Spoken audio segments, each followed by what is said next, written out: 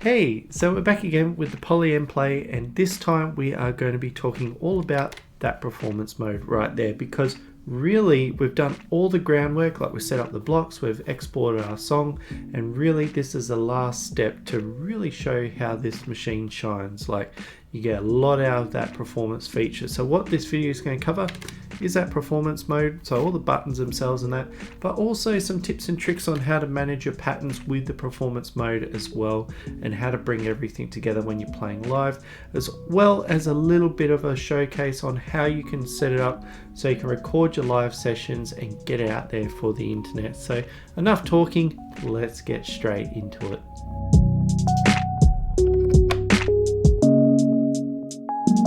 Alright, we're back with the Polyend play, and this is probably the best video of the series because the play is excellent at performing live. So then we get to hit the rainbow button, but for this one I'm just going to keep with that techno track that I've been working on, just because if you've been following along with the series, like I showed you how to set up these blocks here, and also creating a change sequence so we can go and then we can play that whole sequence, record it out and have a track. But when it comes to the perform mode, like we activate now, each one of these colors has like a specific function, and we also use this grid here to control what's getting edited. So just a little bit about how it works. Like, you need to have some sort of track selected up, and each one of these colors has a specific function that it's doing.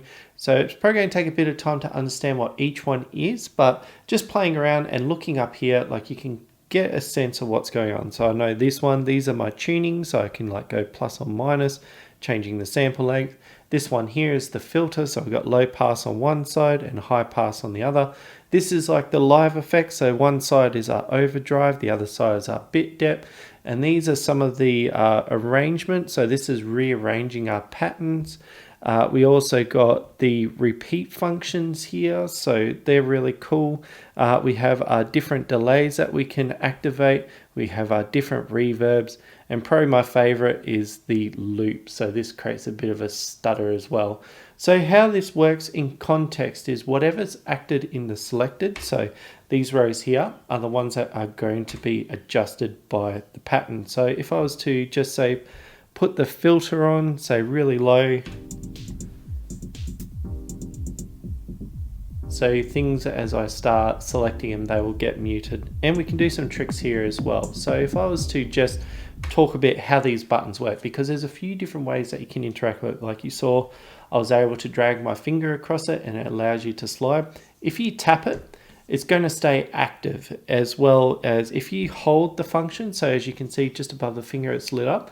But when I let go, it's going to disappear. So they're just some of the things that you got to keep in mind when you're playing along and pushing buttons. Like, you might want to tap it, but you want it to like stay and then go. So you can do a bit of a longer tap to be able to remove it. So they're just some of the little things that you got to keep in mind, as well as you got access to like our mute groups and that. So I can have like do something like that and then bring it back in. And it's just really fun to do those little taps here and there. So that's just the basic gist of what's going on, and I just recommend you just come in here and play. Just select one of your blocks and like press the buttons to see how it's all working. But when it comes to playing live, there's a few little ideas that I'm always keeping in my mind, mainly like when I'm coming to the patterns and when I'm switching them up. So like when you hit play over here, see how it's flashing? It's going to switch over when that chain is finished, so you can sort of watch up here, and as it goes, it does that. So when you're in this mode as well, like, you can hit this button and it'll always go back here. It doesn't really work with this one because it goes back to the pattern view, and sometimes that's really handy, but just being able to come back up here, go back again, and now made that transition. So it's just thinking a little bit more globally about how you go about making the patterns. And also thinking about the patterns, we do have access to those variations as well. So like I've got that one here. If you're playing, it's going to flash as well. So you can come back in here.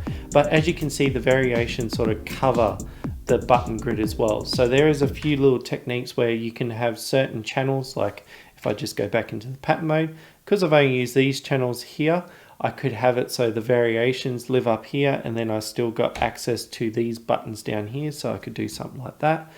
Same thing with the patterns as well. So like if I bring all my patterns down here, I got all those live effects, but then I can also choose the patterns down here. It's probably a little bit better if I do something like that.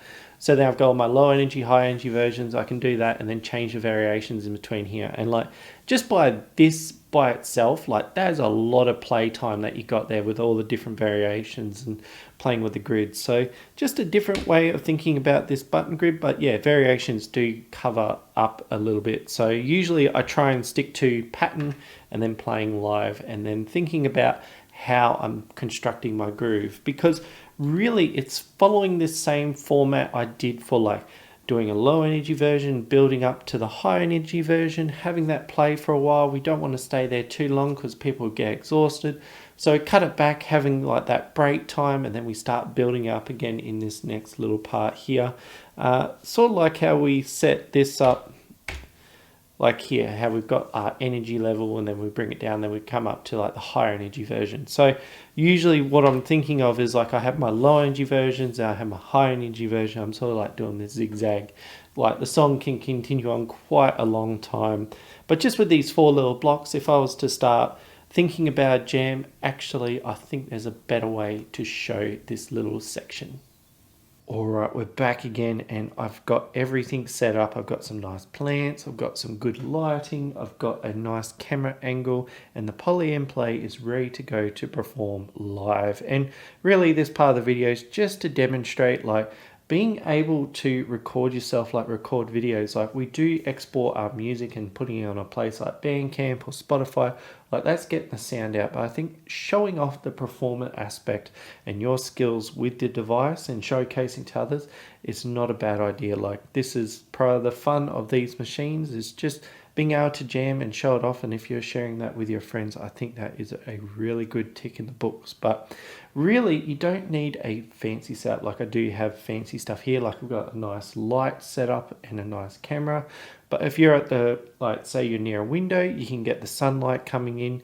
You can use like sheets to diffuse the light. Like I've got a like pretty large soft box there, as well as the camera. You don't need a fancy camera, like you can just use your phone. That's going to be good enough. And it's just about getting that sound out and into the camera. Like one thing I like about this DSLR, it's got an auxiliary jack, so I've got a little mixer over here that's capturing everything, and I can bring that across into the camera. So the camera is actually recording the audio. If you're playing this live, having some way to record the audio, record the video feed, doing a snap, and that's going to sync the two together. So that could be you hitting the play button, because as soon as you do that, you know that you can visually see it. You can also hear it as well when you press play. So with all that said, I think it's about time we start playing music, and I'll just show you a little bit of what's going inside of my head when I perform live. And I've just brought out a little clock as well. So I've just got 2 minutes 30 set up here. I'm not going to really stick to that because I don't think 2 minutes 30 just for this little bit of music. It's probably going to play a little bit too fast, but we'll see how that goes. But what I'm doing is watching the time to like make sure I'm augmenting and doing things as I go, because we don't want to have like the same loop running over and over again way too long. And you can sort of follow that by changing it up like 1 or 2 bars. But if you have a clock on hand, it does help with like, oh, I'm like 2 minutes into my set. I can use this to say, oh, maybe I should change it up. All right, so we're about to start playing music, and usually I start with the drums when it comes to techno. And I'm just going to make sure I've got the low energy version selected, and I'm just going to hit play so you can follow along. And really, like when it starts out, I'm probably going to bring in the snare next. Go into perform mode so I can do some tricky stuff.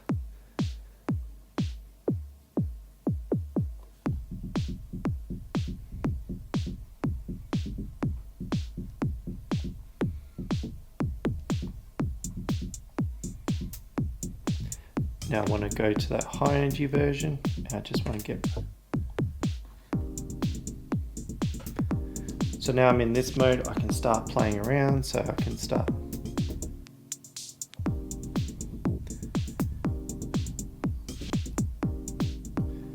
change it up a little bit.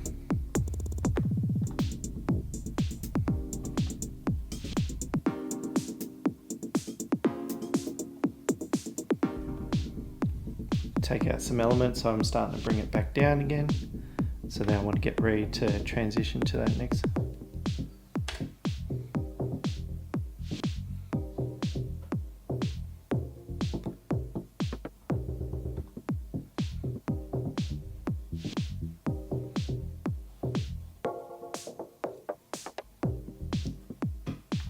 I'll start raising again.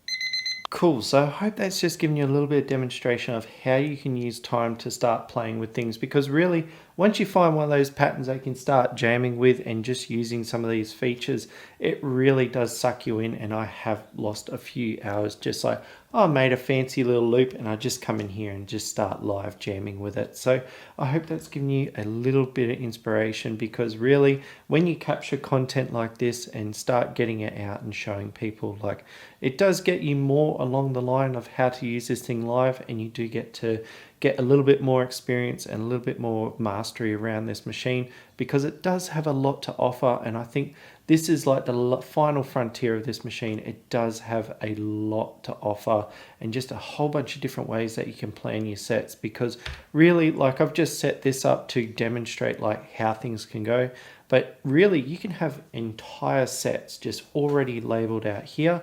So remember when we set this up here, so we've got like parts from the low energy version, part from the high energy versions, and we changed it up. We can actually create our little sequences here, so it bounces between high and low energy over a certain amount of points, because we can come up here and play the chain. So I don't have to come back in here and start live playing with this. I can actually just stay in this perform mode, and it's just going to keep repeatedly going over high and low energy parts. And when I feel comfortable to move on, I can go shift and play the next part of another chain. So this can hold a lot of music in its play mode, and also with those variations as well. There's a lot to be had with this machine, and there's a bunch of different ways to get it. So in the end, I hope you found this one useful, because really having that performance mode ties everything together that we've been working towards. So like how we use some of the features up here, creating our patterns, as well as bringing it all together so we can make a live export. This performance mode really makes the play shine, and you get a lot out of this machine just by that, because I think I just demonstrated with 4 little blocks, but that's the entirety of that grid. So you can make like a full set of music just using the play, and you can just run this, plug it in, and be able to show off what you made. So you do tend to lose a bit of time when you start playing with that performance mode, and like I show, I probably do like that sort of repeat command quite a lot, but you might find some other features in there. So definitely experiment, and probably put a few hours off to the side, and I've warned you there. So in the end, if you did enjoy this one, definitely give it that thumbs up, because it does tell the algorithm to point to other people that are probably looking for play content and just wanting a little bit more. And if you do need a little bit more and I didn't really cover it in this video, please feel free to leave it down below. I do try and go down there and answer any questions, especially around this performance feature, so definitely feel free that you can ask. And in the end, if you are looking for some extra Polyend play content, I do have a bit on my channel as well, so if you're looking for that, I hope to see you next time.